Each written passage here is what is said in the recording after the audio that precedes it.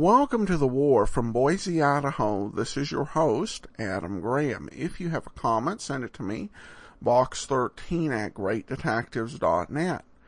Well, today we're going to take a listen to another novel adaptation from Words at War. This one, original air date was March 20th of 1945, and the title is Tomorrow We'll Sing. Words at War.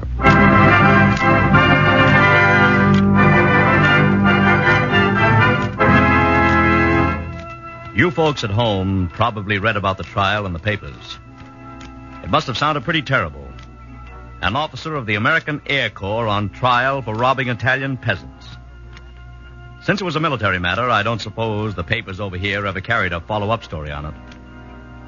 Anyhow, now that I'm back on furlough, I'd like very much to tell you the real story of Lieutenant Eddie Amato's court-martial. What lay behind it? How it finally turned out. I know the story at first hand. I was flight surgeon of Eddie's squadron.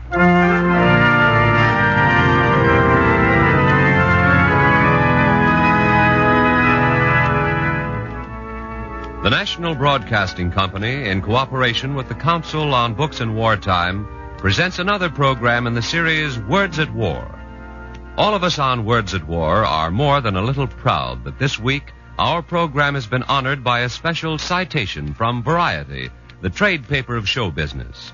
In awarding this citation, Variety characterized Words at War as one of the most outstanding programs in current radio. Thank you, Variety. Tonight it's Elliot Arnold's novel of democracy in war-torn Italy. Tomorrow We'll Sing.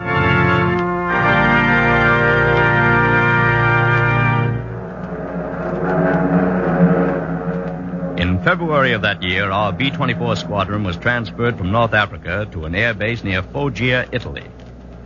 I remember the day we landed.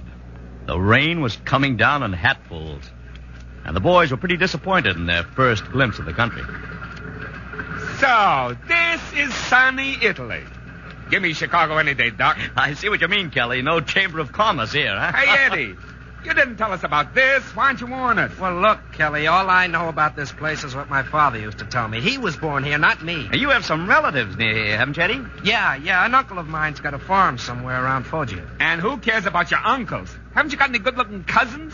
Female cousins? Oh, listen to him, will you, Doc? Kelly, you talk like a man with a paper tongue.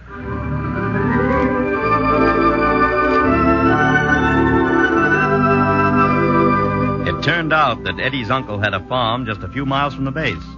So after we got settled, Eddie and I piled into a Jeep and drove over there. The old man was polite, but reserved. I am Gennaro Amato. I am glad to welcome the son of my dead brother. Come into the house. Gennaro's son, Riccardo, had been an officer in the Italian army. He wasn't inclined to be as polite as his father. When Eddie told him that he was a bombardier, Riccardo said, Then I must congratulate you, cousin. The bombing of Foggia was very well done. It's only by mere chance that you find us alive and well. Eddie tried to explain that Foggia had been bombed long before we came there. But it didn't help to take the chill out of the atmosphere. Meanwhile, Gennaro had sent for his neighbors to come over and meet his American nephew. Among them were the Sorvinos and their daughter Nina. There seemed to be some understanding between this lovely young girl and Riccardo. Had liked the idea of playing host to American officers. Nina, come. You must sing for our guests. Oh, very well. What shall I sing, Riccardo? Sing Lily Marlene. Ricardo. The American lieutenant has no objection? No, why, of course not. Why should I object, Signorina? The song, Lily Marlene, it was sung by the Germans in North Africa and by the Italian army also. Well, everybody's singing it now. I'd like to hear you sing it. Tutte le sere sotto quel fanal presso la caserma ti stavo ad aspettar.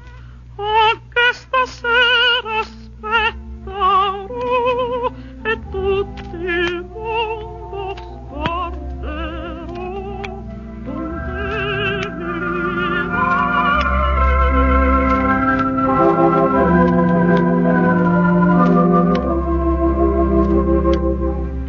I felt rather sorry for Eddie right then. He'd been so eager to meet his relatives. And the actual welcome was pretty disheartening. There was more to it than the fact that he was an American officer. Eddie discovered that when his uncle took him outside to show him the farm. Say, Uncle, that girl, Nina, she appears to dislike me. Well, Sorvino's had a son. He was killed by the Americans in North Africa. Oh, I see. Is she in love with Ricardo? I do not know for sure. Ricardo is with her brother in North Africa. Whether this is love or just remembering her brother, I do not know. Oh. She's very beautiful. Yes, she is. Well, Eduardo, what do you think of this farm? Oh, it's a fine place, Uncle. You should be proud to own it. I do not own it. Oh, no, I thought you did. This land, this house, this farm is not mine. It belongs to you. What? Your father left it in my care when he went to America. Now that he's dead, what was his becomes yours. Well, I don't know what to say. Nevertheless, the farm is yours. Oh, but, Uncle, I can't come along and take what you've worked for so many years. I have my own farm in Long Island, a good farm. Well, at any rate, it's not a matter to be decided now.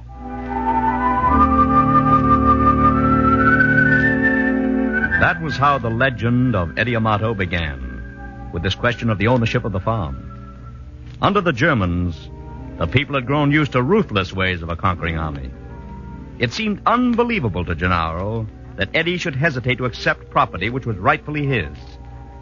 Yes, Eddie Amato was definitely something new in the way of conquerors. Imagine the Germans making a request like this. Uncle, if I won't be in the way, I'd like to help with the work here. You wish to help? To work? Uh-huh. You see, I'm a farmer, Uncle. I'd be very happy to work here. Oh, very well. I plan to begin the plowing in a few days. Good, I'll be here. Uncle, is Nina betrothed to Ricardo? No. I don't wish to provoke him. I know that Ricardo doesn't like me. Well, it is necessary to understand this about Ricardo. From the time of his birth, he has been exposed to certain things. It is not possible for him to discard these things at once. Of course. Of course, Uncle, I understand. They were being polite, of course. Ricardo's hatred of Eddie was of the bitterest kind, on a double score. First, because he was an American officer, and then because Eddie might accept the farm and deprive Ricardo of a potential legacy. Cousin Ricardo poured out his bitterness to Nina. But, Ricardo, the lieutenant has not said that you will accept the farm. Nina, it cannot be that you believe this. Why, it is nothing but a trick to win the confidence of fools like my father. Later, when this trust has been won, the Americans will probably seize all the farms here. Ricardo, no. Remember this, Nina. These are the same ones who killed your brother. You must not trust them. Yes, you are right, Ricardo. I must not forget this. As for me, I can no longer stand the sight of these idiots groveling before the American. Well, what will you do? There are Italian forces still fighting with the Germans in the north. I go to join them. And when I return, it will be as a hero.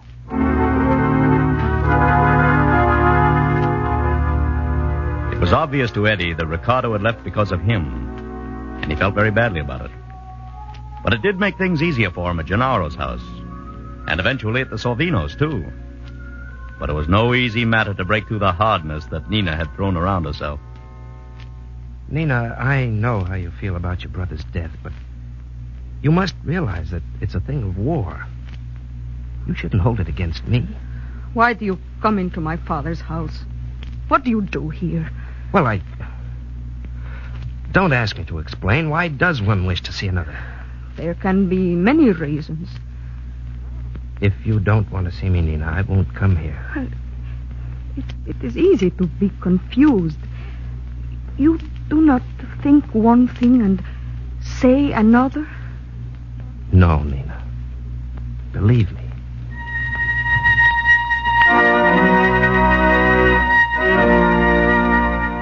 Nina's suspicions were echoed in the minds of many of these people. And Eddie began to break them down with understanding and generosity and kindness. He did it in a dozen different ways. And each of these things added new wonder to the legend that was spreading over the countryside.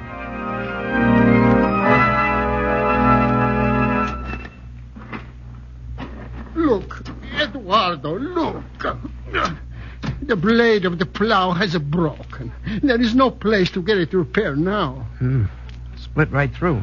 What will I do? If I cannot get the blade repaired, I must wait and borrow a plow from the others. Then we'll be too late for the planting. Yes. I think I can get this fixed, Uncle. There's a welding shop at the airfield. Will they do this? Your army? Our conquerors?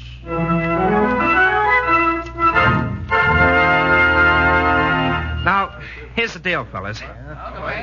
I'd like as many of you as are willing to come out to the farm and lend a hand. The exercise will be good for you, no kidding. And at the same time, you'll be doing my uncle a favor he'll never forget. Okay, I'm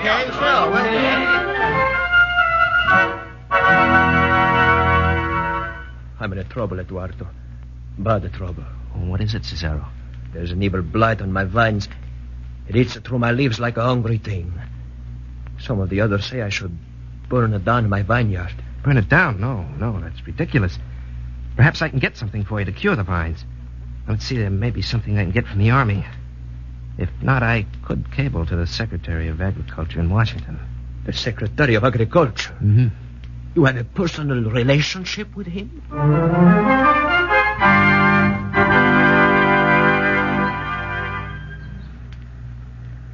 I have heard how you fixed Pichillo's vines. It was very good of you, Eduardo. Oh, it was nothing, Nina. It was fortunate I was able to get the chemical. Did you know that my cousin Ricardo has come back? Yes, I know. He could not get through to the German lines. Do you care that he's back? I do not think Ricardo and I were such good friends as we thought. That is what you want to know, is it not?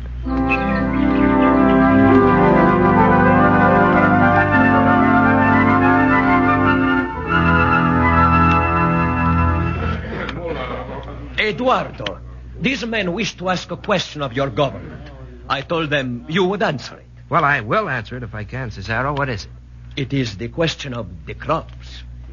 In previous years, the proceeds of our labor on the land were denied to us. We were told by the Germans that our crops were needed to feed their army. Now there is a new army here. The Americans. Your army. We would like to know this. What is the attitude of the American army on this subject? I don't think any of you need have any fear on that subject. The Army of the United States provides its own food. Is this then a promise? Yes, Cesaro. It's a promise.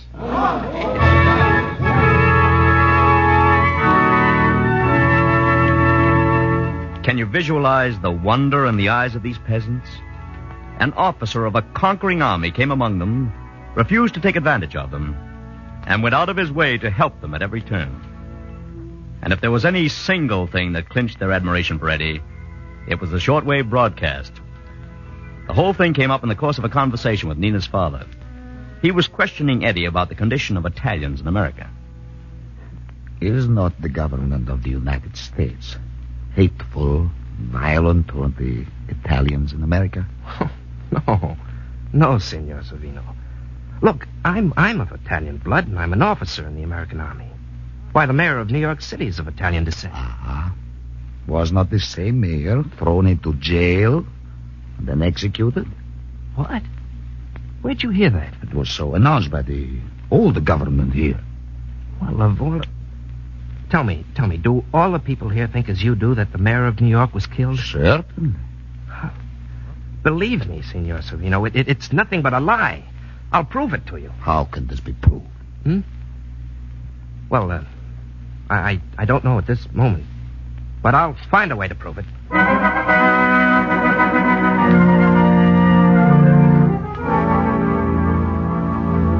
You see, Doc... Yes, Eddie? I've told these people a lot of things about America. But if they believe this stuff about the mayor, why, they probably think I'm full of baloney about all the rest. Well, how about this? Why not let them listen to him? Listen to him? Are you nuts, Doc? How? Well, I understand the mayor broadcasts over shortwave every Sunday. He does? Uh-huh. See, that's a terrific idea, Doc. Look, we'll borrow a radio and take it out to Savino's next Sunday. He can pass the word around to all the farmers. They can hear the mayor for themselves. Well, the news of the coming broadcast spread all right, like a prairie fire. That Sunday night, there must have been at least 500 farmers gathered in Savino's front yard. Up on the porch, Eddie paced back and forth. Well, Kelly and I fiddled with the radio. Eddie was as jittery as a bombardier before a flight. Doc, suppose just tonight he doesn't speak or the transmission's bad. This is the voice of Is that it, Doc? Is that it? The 25-meter band. The mayor ought to be on in a few seconds. You better say something to the crowd. Say something. Sure, you know. Introduce it. Well, okay, here goes. Attention, everybody.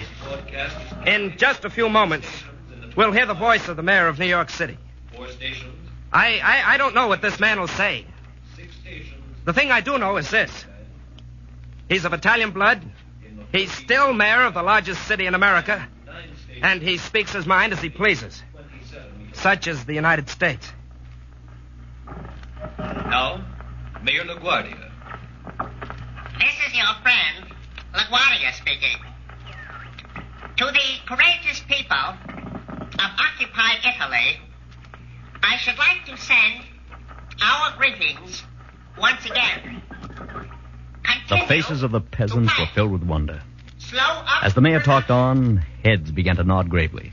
Eyes began to shine. All railroad tracks. As the mayor closed his talk, there was a restless stirring in the crowd as they anticipated the finish. Much to worry about in other parts of Europe.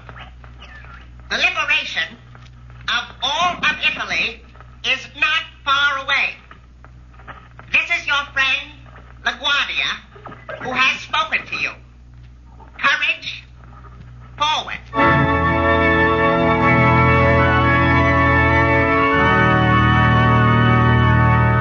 You see, you don't generally think of ideas in the abstract. You identify them with people. And when these farmers thought of democracy in America, they thought of Eddie Amato. Now, maybe that sounds a little pompous, but it was really the way they felt. If they didn't, they would never have sought Eddie's opinion about the marketing of the crops. To them, it was as crucial as life and death. Eduardo, as you have promised, we are now permitted by the American to sell our crops wherever we please. Uh-huh. But when we go to marketplace, we find the dealers are all agree on a certain low price, half what the crops are worth. Well, then we ask ourselves, how are we better off than before? It was thought by these men that perhaps you could help us, as you have in other ways. I told them you would help us, Eduardo. Well, to investigate this organization that appears to be keeping the prices down is beyond my abilities. There's probably some agency, some government agency, which could help you. It seems to me that the only way to fight an organization of buyers is with an organization of sellers. How you mean, Eduardo? Well, it's this, Uncle. Together, you may not even have to deal with the buyers in the market. Why not sell directly to the retail stores in the towns? All right, let's take a vote on the matter then. All those who wish the plan to be investigated, say so.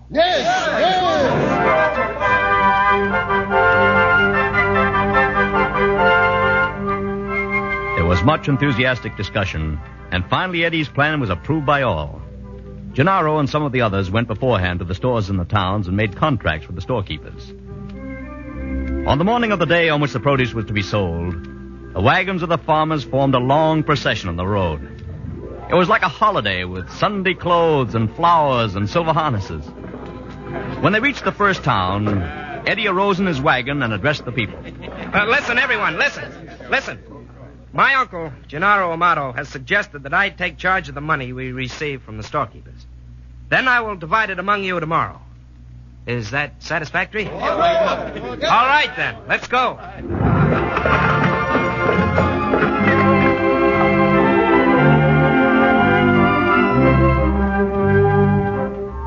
day was unbelievably successful. And by evening, every last vegetable had been sold at a good price.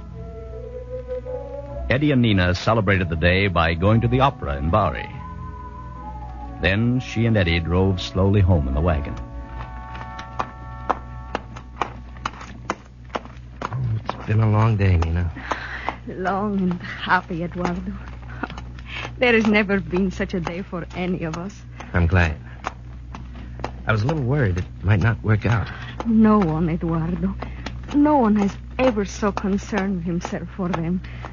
They will not forget it. Well, they'll be even happier when I divide this money. Why, I must have several 100,000 lira. How much is that in your money? Well, let's see. A lira is now worth a penny. See? Oh, there must be, about $3,000. Whoa! Well, here we are. Wait a minute, Nina. I'll help you down. All right. Come on. There we are. Nina, darling. Eduardo. Oh, Nina. Oh, Eduardo. Now you must go and get some rest. Oh, I cannot wait to see their faces when you divide the money.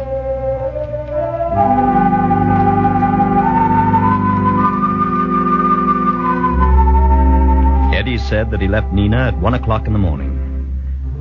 It was 4 hours later when he came into my quarters and wakened me. His face was white and he was trembling all over. Doc, something terrible's happened. What was it, Eddie? Doc, the dough I was holding for the farmers, it's gone. I lost it. Somebody stole it or something. What? I've been laying out there on the road since 1 o'clock. Somebody conked me on the head or something fell on me. I don't know, but when I came to, the money was gone. What am I going to do, Doc? What'll I tell those farmers? I don't know where he did get the guts to face those people the next day. It was brutal. The worst part of it was that none of them said a word. They just accepted it the way they had been accepting treachery for years. Gennaro refused to look at Eddie. Uncle, look at me. Do you believe that I've stolen the money? Do not make me answer. Please, all of you. You must believe me. Look. Look at the back of my head. Senor Savino, look. This is where I was struck. Cesaro, look. You can see the sign of the blow. Look, Uncle. Please. You can't believe that I did this.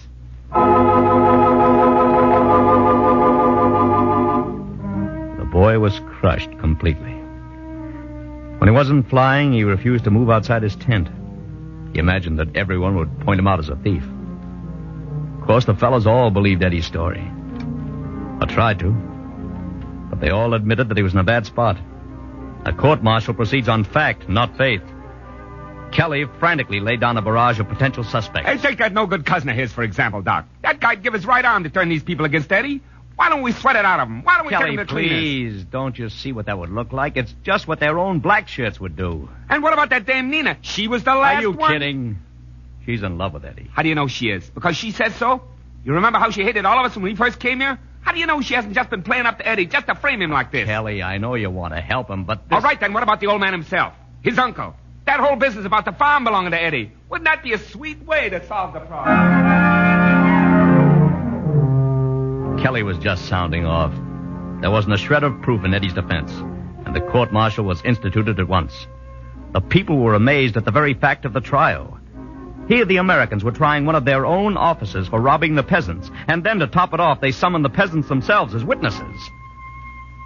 I was called last as the doctor who had examined Eddie's bruise. I hated to give that testimony, but there was nothing else I could do. Captain, can you state authoritatively that the blow was delivered by an outside force? No, I cannot. Thank you, Captain. Your witness, Major. Captain, is it possible to so deliver a blow to the head that the victim will be rendered unconscious and yet not break the skin of the scalp? Objection, Your Honor. Incompetent, irrelevant, and immaterial. What is the line of argument the defense is attempting here? If the court please, I will try to show that the injuries sustained by the defendant could have been delivered by an assailant. After that, I hope to show that this type of attack is known to have been a part of the training of the black shirts. Go on, Major. Well, there are many black shirts in the neighborhood, aren't there? Former black shirts? Yes, it was a weak defense. We knew it. Everyone knew it. It was just about then that a man rose in the courtroom, went over to Gennaro and whispered in his ear. It was Dino, a little Italian who worked in the officers' quarters at the field. Gennaro got up suddenly, and both of them left. Eddie was asked if he wished to make a final statement. He came slowly toward the front of the courtroom and stood there for a moment. I don't know what more I can say.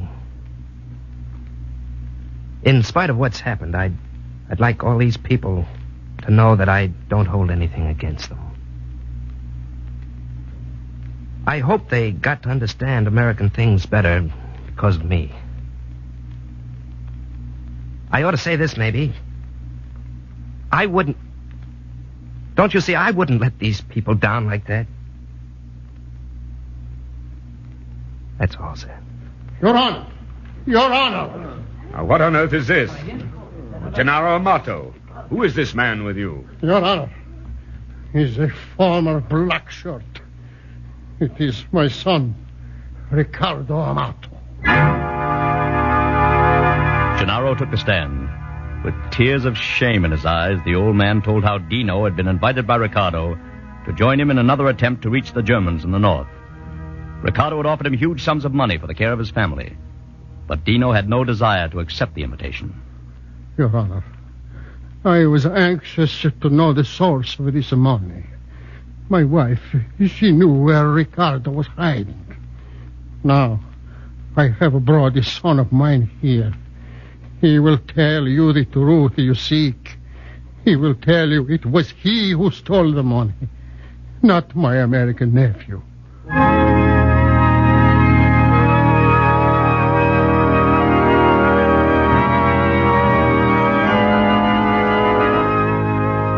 Well, that's the story of how American democracy came to one little section of Italy.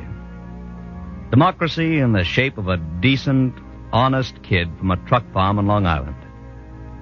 I'd like to be able to give you a rousing end to the story, to tell you that Eddie and Nina were married and lived happily ever after. But that's not the end. Eddie is now in the Pacific, continuing to fight a war. And Nina is waiting for him in Italy.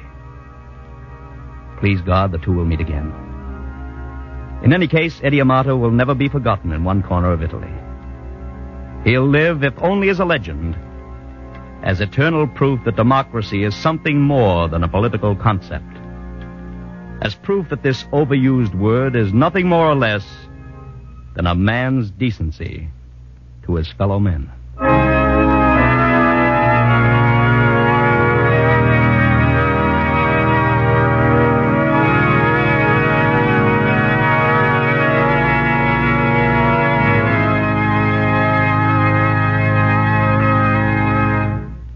Tonight on Words at War, we've brought you a dramatization of Elliot Arnold's novel about democracy in war-torn Italy, entitled Tomorrow We'll Sing. The radio play was written by Edward Jurist. Eddie Amato was played by Larry Haynes, Nina by Bryna Rayburn, Gennaro by Lou Sorin, and Doc by Joseph Curtin. Mayor LaGuardia was impersonated. The music was arranged and played by William Meader, production Garnet Garrison.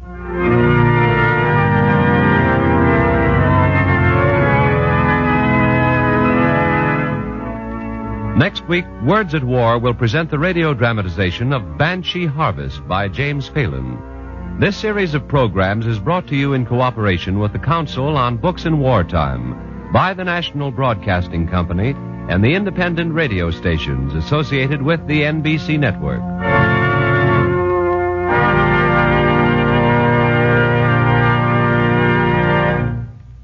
This is the National Broadcasting Company.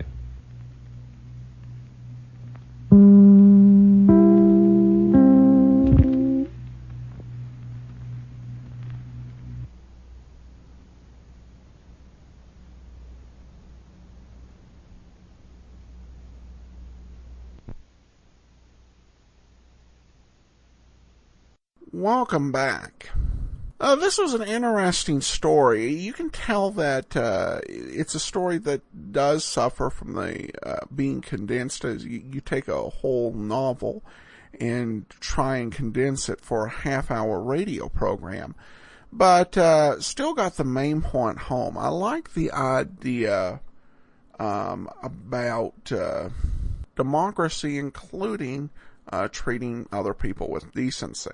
In the purely academic sense, the writer is not correct, but I think also, without those certain values in place and operating, you don't have any prayer of democratic government working. I think we've seen too many places in the world where, particularly after World War II and after the Cold War, where they've had these systems of democratic government in place, but lack the virtues necessary to maintain them.